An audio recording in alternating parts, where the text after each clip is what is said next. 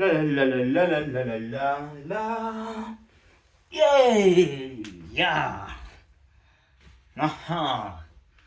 Olwaleero olunaku lwa Sunday ennaku z'omwezi 22 omwezi ogwokubiri Feb omwaka 2026.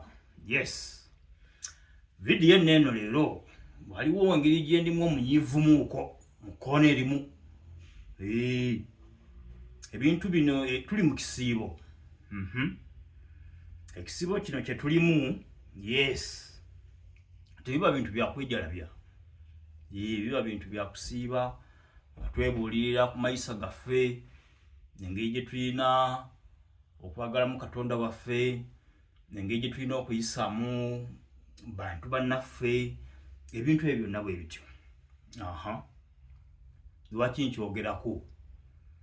Nabadde ndi awo ne mpulira akatambi aka Sheikh omu omusiraamu, Sheikh omu ng'ayogera ku ddiini emu ku by'ekisiibo, ng'agamba waliwo bannaffe eyo bo basiiba. Mu kusiiba bayinza okusiiba naye basiibako ekintu nga kimu, nti ku mmere yonna bo basiibako ensujju. Ako ne nkawulira ne ŋŋamba okay, abantu abamu basiiba naye basiiba ensujju. Sheikh mulamba nno nga yakyogera, kuba kati nze mba ndowooza ebintu by'eddiini bino buli omu alina okutambulira mu layini ye. Bw'obeera nti oli musiraamu, gwekola ekikyo kyolaba nti kyekyo Allah kyayagala okole. Ono bw'aba mu katuliki naye akola ekikye ky'amanyi nti kyekyo Katonda kyamulagira okukola. Ono bw'aba wa ddiini bweti, buli omu akwate layini ye. Kati nze ndowooza ekyokuva mu layini yo nate n'oyingira mu layini y'omulala n'ogibuukira, kiyinza oba nga si kintu kirungi. Gwe bw'oba olaba nga wooli weewo tambulira awo, tolingiriza munno.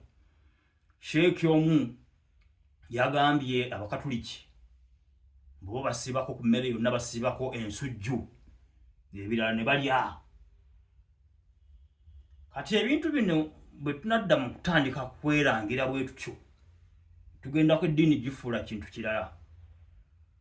Kuba kati singa naffe abakatuliki tunyiiga ne tutandika okuvaayo, tutandika okwogera nti omusiraamu agamba nti asiiba olunaku lulamba, n'akeera ku makya ku ssaawa 10, n'agweya kilo y'akawunga nnamba, n'afumba kilo y'ebijanjaalo nnamba, n'alyoka agula capati 6 n'ateekako, n'afumba kibbaketi ky'obuugi n'akiteeka wali, n'ebigenderako, ekiwagu ky'amenvu bbogoya ekinene, agenda kusiiba. Kati ebyo n'asooka alabanga enjuba tennavaayo, n'abyekatankira byonna, agenda kusiiba. Bw'amala okubirya n'avaayo omusana ne gwaka, n'akakasa ensi nti asiiba. Asiiba olunaku lulamba n'alusiiba kalamba nga bwe twandikyogedde. Obudde bwe butuuka olw'eggulo ng'enjuba egudde, waliyo okusiibulukuka. Kati era n'akiddamu bupyawo, kiro y'akawunga, kiro y'ebijanjaalo, kiro yaki baketi y'obuugi, simanya ejjaaga ya juisi, biki byonna ebyo. Ebintu by'okusiiba bino twandibadde tutegeera amakulu g'okusiiba. Lwaki tusiiba?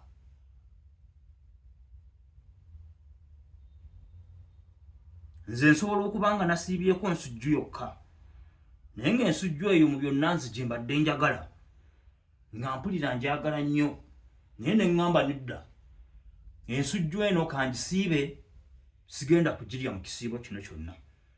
Naye buli ssente zibadde zigenda okugula ensujju eyo, kanzikwate ennoonye abantu abali mu bwetaavu. Ezo ssente bakole ki? Bazeeyambisenga, nzibawe, zibayambe mu bwetaavu bw'enjawulo. Oba mulirwana wange, oba abantu be simanyi, kuba kati ffe ku masizo gaffe tubaayo n'ebibiina ebikwasaganya embeera ng'eyo. Good Samaritan. Omusimbi tugukuŋŋanya ne tugutwalayo, nasiibye kino mbadde nywa ecupa za bia 6 buli lunaku kati nasazeeko mu kisiibo nywako 2 ennya sente ziizino zigende ziyamba bali mu bwetaavu. Ebintu bino eby'okusiibo nze sisuubira nti byakuddaawo kweragiramu nasiiba lunaku lulamba siinako nalidde naye nga kiwakedde okukola ku makya n'obusente simanyi oba wasigazaayo okuba zonna oyinza oba waziguzeemu kiro ya kawunga, kiro ya bijanjaalo, baketi y'obuugi, simanyi amenvu. Abasiraamu mwetegekera nnyo nkimanyi ekyo. Naye kati ebintu bino ebyokutandika twesojjesojje bino si birungi kuba buli omu ajja kutandika okugjayo okwogerera ono bwati tufundikirenga ekisibo tetukyakitadde mu kitiibwa kyakyo. Tumanye omulamwa gw'ekisiibo si kugamba nti gundi asiba bwati gundi asiba bwati, no, tusooke tumanye omulamwa ogw'ekisiibo bwe guliwa, then awo tujja kutegeera butuufu bw'ekisiibo.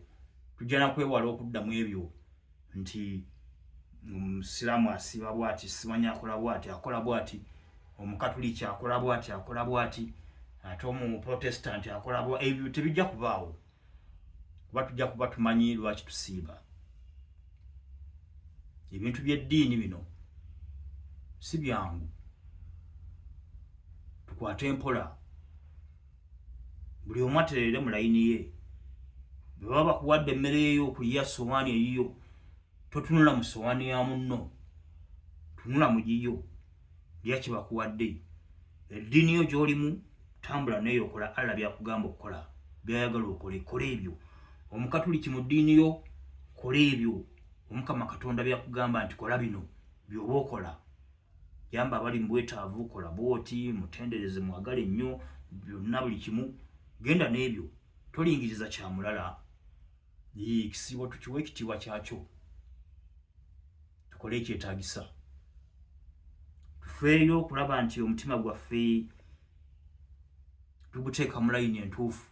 Ebyo ebyekisiibo ge makulu gaabyo, okulaba nti tutambulira mu kkubo ettebenkevu ettuufu ery'omwoyo. Kaakati bino ebyokuddawo notwerumeerume, ebyo tusooke tubiveeko. Sitera nnyo okwagalamu mpaka kubeeramu mpaka z'amadiini, naye ka vidiyo ko Sheikh ssebo ke kantumbudde ne kangira bwe kati. Sheikh omulamba, Sheikh towabya.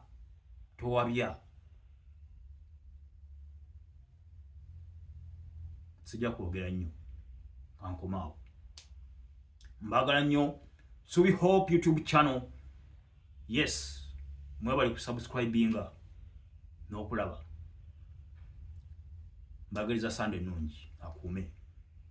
N'ekisiibo ekirungi eky'omwaka 2026.